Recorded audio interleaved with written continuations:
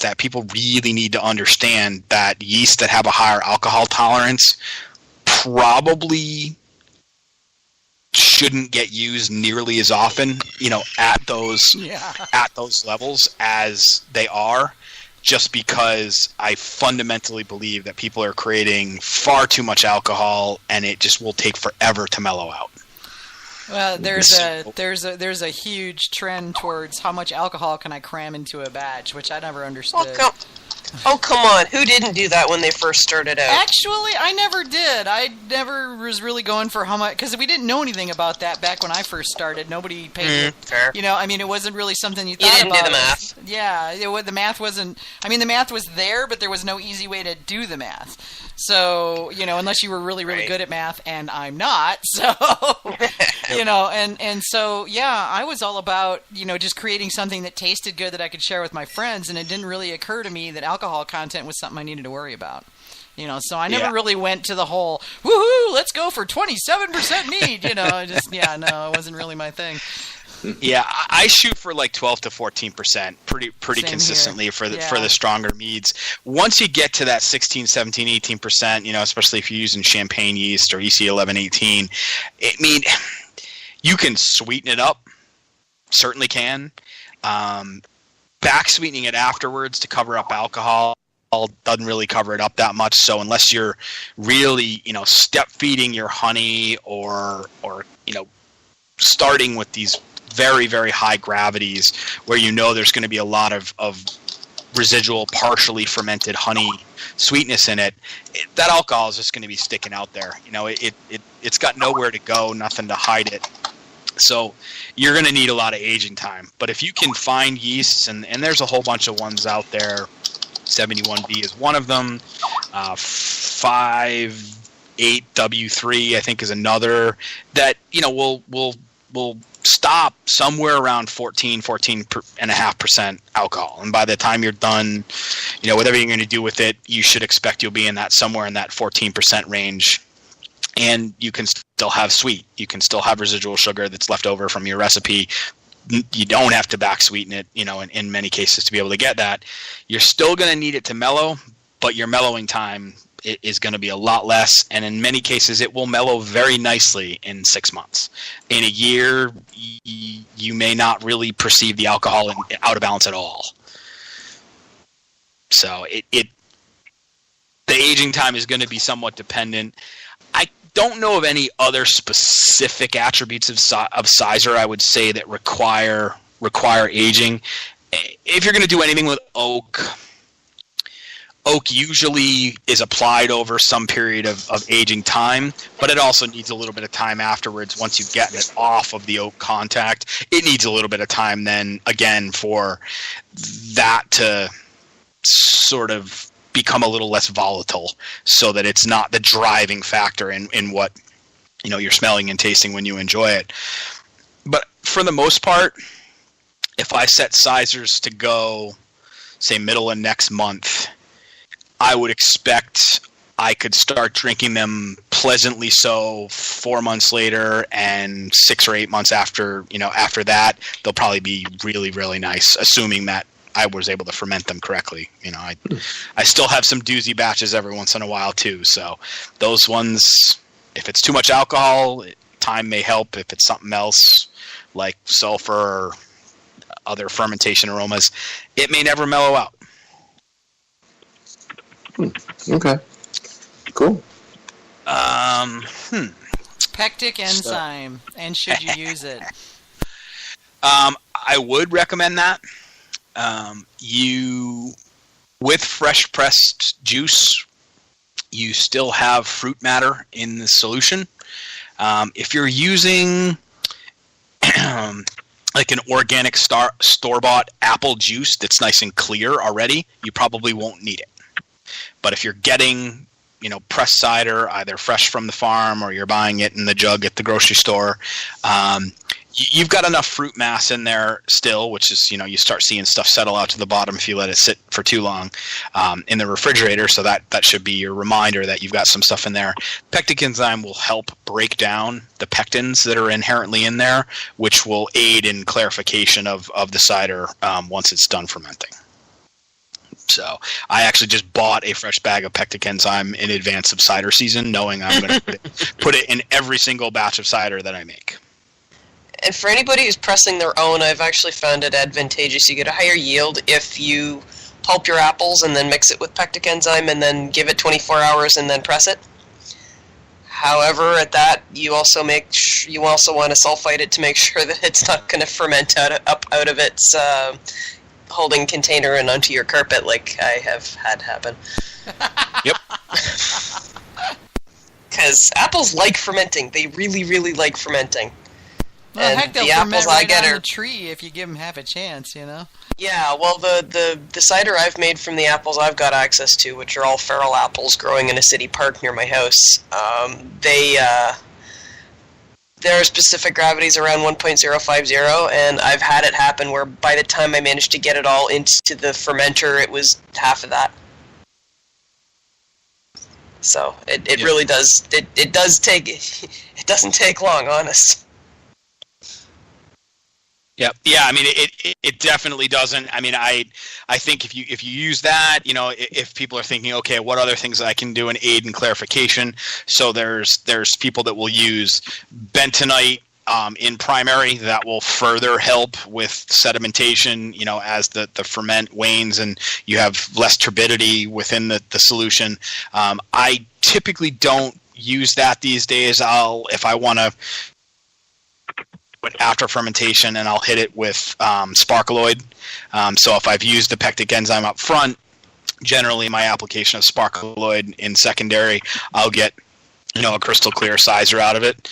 I will say, and I've actually the Session Mead article that I wrote in BYO magazine in the most recent issue, as well as the slide on finishing in my cider making course and my mead making course, I am making it clear to people that for some types of mead these days, clarification is becoming a stylistic choice.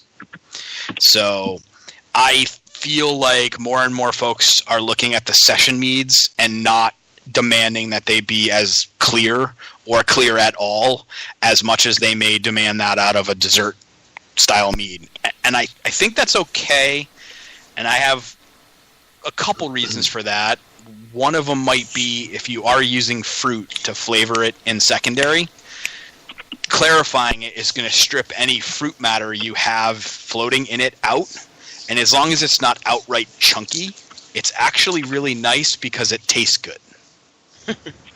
So yeah, with cider, the same thing. Like if I just make a straight up 6, 7, 8% ABV cider from a really good blend of cider fruit, I may not actually force clarify that. I may let it kind of clear out on its own, and then say, okay, I'm done with it. I'm gonna package it. I'm gonna keg it or bottle it, and it'll be cloudy, and I'll present it to you.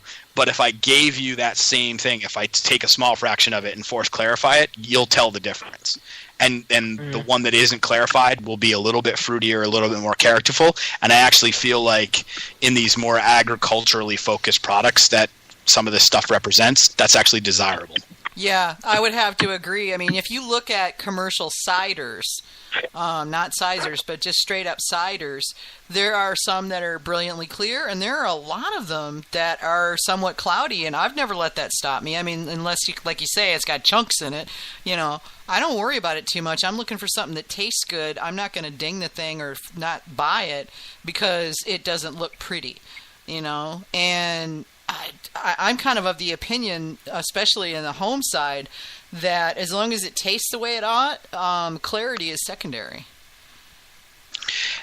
And I think, like I said, it's becoming acceptable for it to be a stylistic choice. Where I think prior doctrine in some places, you know, it especially if you look at mead in a wine context, people would anticipate that your nicely corked bottle of mead should be crystal clear. And the stronger, sweeter meads, I probably buy that a whole lot more than I do than the sessionable product, only because I think the sessionable product is competing with different products as alternatives. It's not competing with a glass of wine, it's competing with a glass of cider or a glass of beer. And a lot of times those aren't clear either. And people are willing to accept that the production method lent itself to a bit of cloudiness, haziness. And like I said, as long as it's not outright chunky, it's probably not going to turn anybody off. They're going to look at it like, ooh, this is nice and rich and flavorful. And you're thinking, great, they got it. They figured it out, that I didn't strip out that last mile of stuff in it to make it look pretty because I wanted them to actually think it tasted pretty. Yeah. So. Ryan, what did you have to add to this? Well, so I agree, but kind of only partially, and I have to say that's because of my own personal thoughts and preferences. And so here that is for what it's worth. I generally find almost always, and I have some filters that I run my stuff through, but I'll almost always either wait until time has clarified my mead, or I'll use some fining agents to get it clear enough that I can run it through the filter.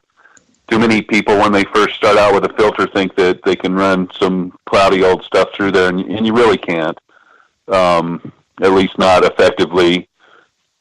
I think when we take the time to make our meads clear, that they will then naturally, on their own accord, even taste even better, because we've gotten rid of a lot of the stuff. And I would say certainly session meads are something that would be excluded from this thing I'm now trying to say. But I think most meads that I make personally taste much better after I've filtered them and got rid of what I call the gunk. I'm a guitarist. I've played music since I was big enough to get on a piano bench. And one of the examples that I use is when we're playing chords on an electric guitar, we can turn the gain up so much that all you hear is a handful of mush, versus turning the gain back down where you have a nice space between each one of the notes, even though it's in a chord. And I feel like two things. I feel like it tastes better if there's more space between the notes, and I also feel like if people don't bother to go that far with their mead, it feels to me kind of like a lack of like a little bit of disrespect or a lack of respect in our craft.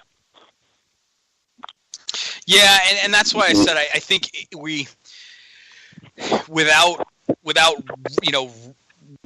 reintroducing the subject of clarity to our more traditional sense of mead. So again, looking at the session mead place, I see this being debated and represented along a spectrum in that session mead area, where I feel like we had kind of all come to the conclusion that you just drew in the, I'll call it the dessert mead world, that they should be clear. You're presenting them in a nicely corked bottle. It part of that presentation is how does it look in the bottle, and if you use clear glass, obviously you're expecting people to observe it visually. So clarity then becomes a bit of a first impression. With the session meads where you're pouring them into a pint glass, or you're in the case where when we open, people are going to be taking them away in brown glass growlers, and drinking them with their friends. I honestly don't think clarity is really high on a lot of people's minds with that beverage. The way we're going to spin it is a lot more along the lines of freshness. So I think what people are going to then think is, oh, well, the beer brewers have been saying the same thing for the last couple of years, is they cut some corners on last mile things like clarity to try to not strip out stuff that they want us to experience in those beers. The New England style IPA being like the key poster boy for this kind of scenario right now. They're doing the same thing in mead, and that must mean that they want me to experience it this way. And like I said, as long as it's not chunky, I think people are accepting of that. But I'm seeing it debated a bit, so it'll be interesting to see as session mead continues to grow in its popularity. What are people's thoughts on that? Are we overlooking the laziness in it? Are we not necessarily expecting people to have the high standard? Not sure. It'll be interesting to see what happens. I mean, I know many of ours are going to be hazy, and I'll be interested to see what kind of feedback we ultimately get.